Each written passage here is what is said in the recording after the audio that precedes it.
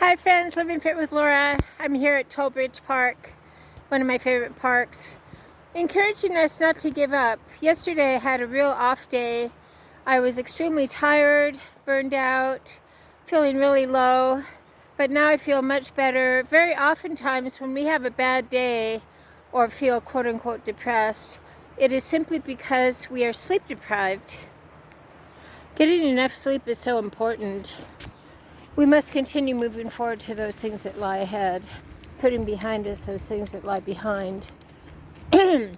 Not getting discouraged, continuing to focus on the sun, S-O-N. When we have a bad day or a few bad days, we just press forward. We continue doing our tasks the best we can, and we press forward. We might be tired, but we do not give up.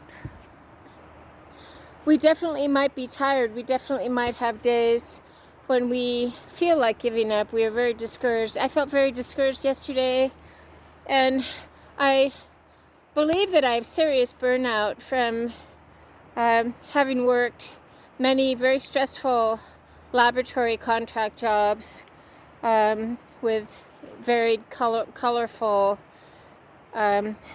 personalities. Let's just say it that way. When we are burned out, when we are tired, that is when we need to stop and take a rest and realize many times it is simply because we are physically tired that we, quote unquote, feel depressed. That is why it is so dangerous to make a permanent decision or make rash decisions based on our feelings. We might feel depressed and write people off or engage in arguments. But then when the depression lifts, then we realize that we have made decisions based on our feelings. We never do that. We never make decisions based on our feelings. When we are tired, we sleep. Sometimes our body calls for a lot more sleep, and we need at least 7.5 hours of sleep in a day. And when we are getting 5 or 6, after a period of days, even if we're getting 7 after a period of days, we will feel it. We are to enjoy our lives as Daisy does. She was just rolling around. We're to enjoy our lives, and many times we don't because we are worried about things that do not concern us.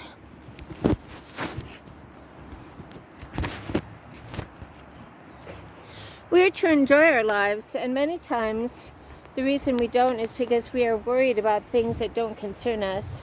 Hold on. Let's stop worrying about things that don't concern us. For example, what are things that don't concern us? The way other people act. If a person decides to be flaky or self-centered, or if a person decides to throw the rug out from under you or stab you in the back, that really does not concern us because they are just simply showing us who they are. If we have a job layoff, it is a business decision, and we have to remember not to take it personally. It's hard for me to do because when I got laid off, I loved my job. I was shocked. Was not given warning. I had been solving significant problems for the company all morning. So it came as a horrible shock. But listen, we must continue moving forward. We must focus on those things that our goals and our dreams today and next week, not yesterday. Many times when we are discouraged, it is simply because we need more sleep. And when we find ourselves rehearsing or regurgitating disappointment and we assign blame, that is when we need to take a step back and remember that people do not owe us anything. People really do not owe us anything. We are to take responsibility for our own happiness. People don't owe us a thing. With the exception of our spouse, when we marry, we take an oath in front of God and our friends and family to love, honor, and cherish till death do us part, in sickness and in health, for better or for worse.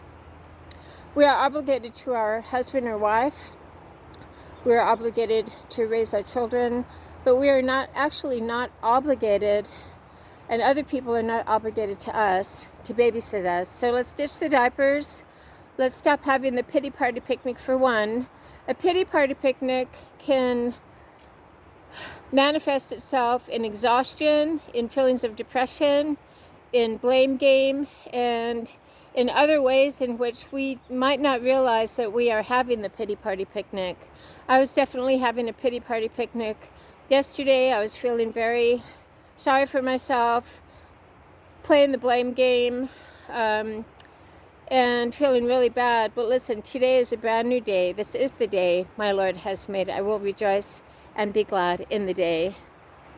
I will rejoice and be glad in the day. That means within the day, I will rejoice and be glad. I will not live in want today. The workout, I will run around this field 4 times. Each time I get to the picnic table, I will do a set of step-ups, 5 on each side. We hold that core in taut. I have demonstrated step-ups, but they are simply step-ups are simply all the weight is on the heel, and I'm stepping up. Switch legs. I'm going to do 5 on one side, 5 on each side, and then switch. A step up, when done correctly, isolates the glute, hamstring, and quadricep. We're engaging the core. We're not having a floppy core. By floppy, I mean not engaged.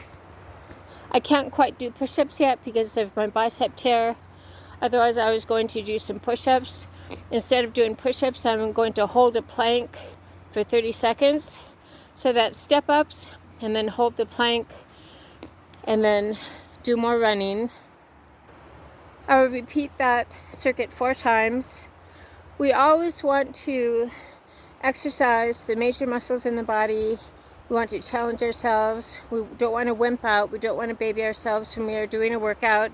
So Living Fit with Laura, to summarize, many times when we depress, it is simply because we are exhausted and we need more good sleep. By good sleep, I mean uninterrupted sleep where we are not pondering about those things from yesterday. We're not on our phones. Also, the quality of what we watch on our phones or television makes a difference. If all we watch is bad news, sad news, it will affect us. I have been following the implosion of the Titan quite carefully. It really hits me deeply because it could have been avoidable. It was avoidable, and safety precautions were ignored. And it hits me quite deeply because when I studied chemistry at UC Santa Barbara, they were really, really rigid about safety.